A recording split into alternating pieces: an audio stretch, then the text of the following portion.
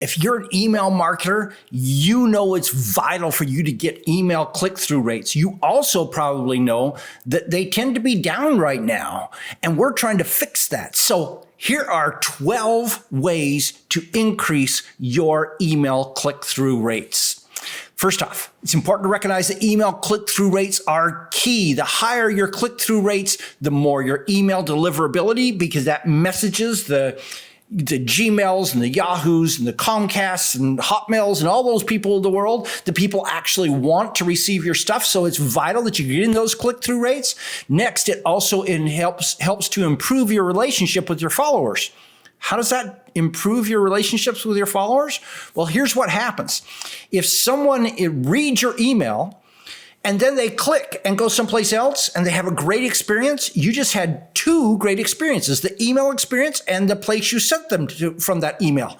That sort of doubles the value of what you just gave them. And so every time you are getting somebody to click and you deliver great value on the other end of that click, this helps to build that steadily, one grain of sand at a time, fills the hourglass with, wow, I trust this person.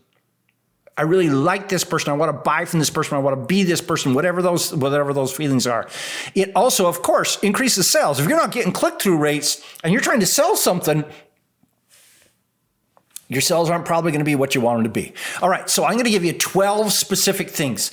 The first one sounds a little bit more general, but it's got to be there first. I can't bury it later on, and so we got to talk about that. So I just talked about the power of improving relationships through email click-throughs. Well, building your relationships is absolutely key to getting clicks. So the better your relationship with them, the more likely they are to actually read your email. So many people who are getting poor click-through rates on their emails actually are probably not getting poor click-through rates. They're getting poor read rates on their emails. So people probably aren't even opening it. And those that are opening it are glancing at it and gone. And so the better you create this relationships, this compatibility, this we fit together thing, the better off your click-through rates are going to be. And what ends up happening is the better your relationship, the more clicks you get on your links. So let's just talk about a couple of things really briefly about how to build a relationship. So the first thing is talk like a friend, not like a salesperson. So when you're sending out email copy, you're not doing hard sell. You're not probably even selling at all. What you're doing is you're helping them to get this resource that they're after, whether that resource is a paid thing or a free thing or whatever. Another key thing in this process is to actually use their words, the language that they use. I am astounded how oftentimes I see people using these words that maybe they made up, or words that really don't apply, or real words that are so precise and highfalutin. They're way up here. I can't believe I just used the word highfalutin in a thing about using their words, because normal people don't use that word unless they're in Britain. Basically what I'm saying is the more you can talk to them like normal friends talk to each other, the better the relationship will be. And talk about them, not about you. Don't say, I have this product. You say, you would be interested in this. Anytime you're using first person, your goal is to get to second person as quickly as possible. Get off of I onto you. You should always be saying, do you have this issue? You're using the word you all the time. Okay. Next, now we're going to get into more specifics. I promised you I was going to give you specifics. Hook them via email. Deliver the content via the link. So don't deliver the meat in your email. I see this people all the time. People writing these really long, wordy emails, and those wordy emails are trying to give them all the meat of what you're trying to say to them. Well, Email is probably the worst place to do that. You want them to click over onto a page where you've got control over graphics, you've got control over what else is there, and they're not being constantly drawn to this other subject line that's up there and all these things. So don't deliver the meat in your email. Use it to hook them instead. The whole purpose of the email is to get them to click on the link to go to wherever. And so then the link takes them to the real content elsewhere. Next, open the loop in the email, click to close that loop. So open the loop. That's what Netflix does. When you turn on Netflix and it comes up with this, 45-second preview of the movie, and you go, oh, I'd like that, or oh, I hate that. The whole theory there is you watch that and you go, oh man, I like that. And all of a sudden you're in episode 1 of season 1 of a 7-season email, and you're going to spend your next 3 weeks going through watching all those, even if you binge watch. And that's what Netflix is doing. They perfected this concept of opening the loop. Authors do it also. This is the reason why I'm oftentimes up until 3 a.m. because these great authors, at the end of every chapter, they got this cliffhanger, and I just have to know, does the person survive to the next chapter? And so you go through it like that. Those are open loops. So what you're doing is you're starting to tell a story. Now, it doesn't necessarily have to be a story. It can be a story about them. It can be, do you have this issue? Then you need this. And what you're doing is you start to tell them that, and then you give them a cliffhanger, and then they have to click the link to see either the solution to that cliffhanger or what happens in it or whatever. That's incredibly powerful. Next, we're going to get to some tactical things here. Repeat your link in the PS of your email. So the thing we have discovered is PSs so the subject line gets the highest readership in an email, and the PS gets the second highest readership in an email. Everything in between gets lower readership. And so always, number one, have a PS, but then number two, put your link in the body of the email and then repeat it again in the PS. That also means your offer is there twice in your email, and it means it's there in the PS, that second most frequently read portion of the email. Now, I'm going to give you a hint. Use different words in the call to action, in the link, in your PS. Because it could be that they read the email and the first link's call to action wasn't compelling, so they didn't click it. All right, let's use this second try we've got with them to give them another set of words that help them to understand or that help them to want to click. All right, number 5, another tactic, include a clickable button. So like the button you put in an opt-in form, that with some words in it, actually put one of those in the email. People are used to clicking on the buttons to get whatever it is that they want. And it also visually attracts attention. Now, I will warn you, if you do this every single email, your click-through rate's going to go down. But occasionally, on the most important emails, drop a clickable button in addition to a text link, in addition to a link. So now you're putting 3 links in it.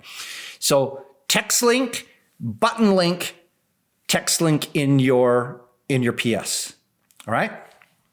Another tactic, include a video with the play button. But wait a minute, Don, I thought you've told us before you can't send videos via email. Well, you can't, but you can take a screenshot or a thumbnail of that and then go into Photoshop or Canva or whatever and put a play button into that image. So the image also includes a little triangle play button in there. And what happens is you then link that image that is in your email to the page that has that video that plays, whether it's embedded in your blog post, you take them to YouTube or whatever it is. What they do is they click on that video to play it, which takes them to the page where the video is. So yes, it is a 2-step process, but I tell you, it really works. I get significantly higher click-through when I do that with a video. Next, I got another tactic. include your entire call to action in your link. Here's what I mean when I say this. I see this all the time. Not click here, where click here is underlined to learn the best names for aardvarks. Instead, use click here to learn the best names for aardvarks. All of that underlined. Now, why does this work that way?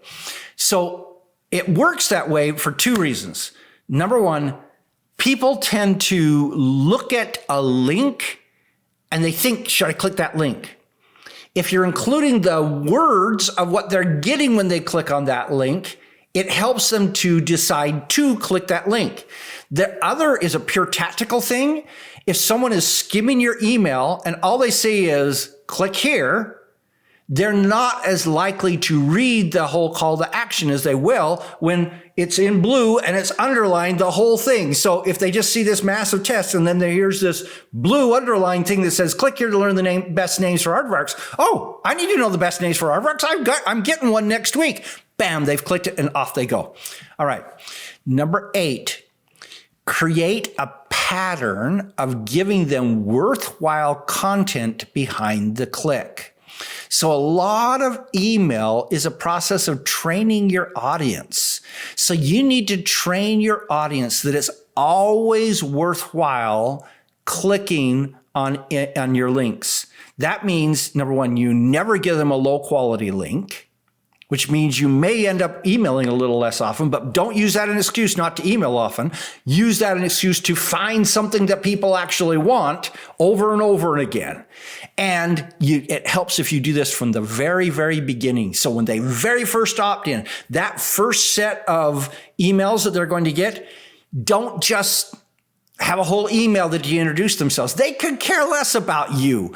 Give them a link in every one of those first emails that is great content that gives them something that they're really interested in, that they really want to click on. And pretty soon they start going, man, every time I get an email from Don, I really want to click those because it's worth clicking on it. You're training them that it's worth it. Okay. Number 9, no more than 30% of your emails should be selling.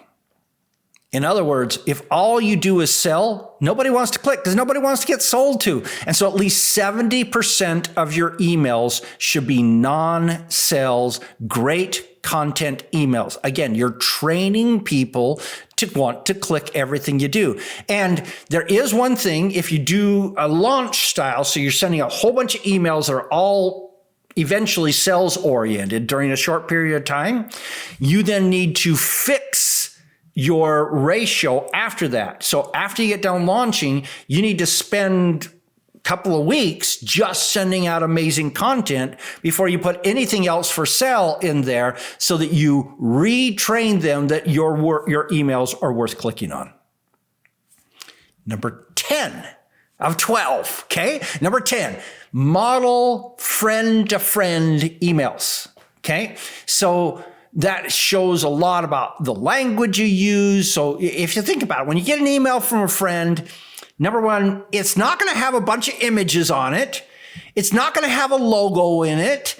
It's just going to be text, maybe with a link. Sometimes it'll have a picture or a meme or something like that, but it's not. So when you go to an email service provider and you see all these templates of, hey, here's the Valentine's Day sale, and it's got this pink thing at the top and all these pictures and everything is like, kiss of death. If you send out emails like that, you're going to die at some point. One exception, e-commerce. If all you ever do is do sales from an e-commerce site, then that can work. But most of us aren't doing that. And so if you're sending out information, you want to just have plain text with a link, sometimes adding an image. Okay, number 11. This is important. Clean your list. So I know it's painful. I know it hurts to, quote, throw emails away. But people who aren't opening your emails shouldn't be receiving your emails because they just count against you in the deliverability source, and that is negatively hurting your ability to get your emails into the hands of people who actually want to receive your emails. And so if someone's not opened your email in 90 days, they should be put through a reactivation campaign and then they're gone.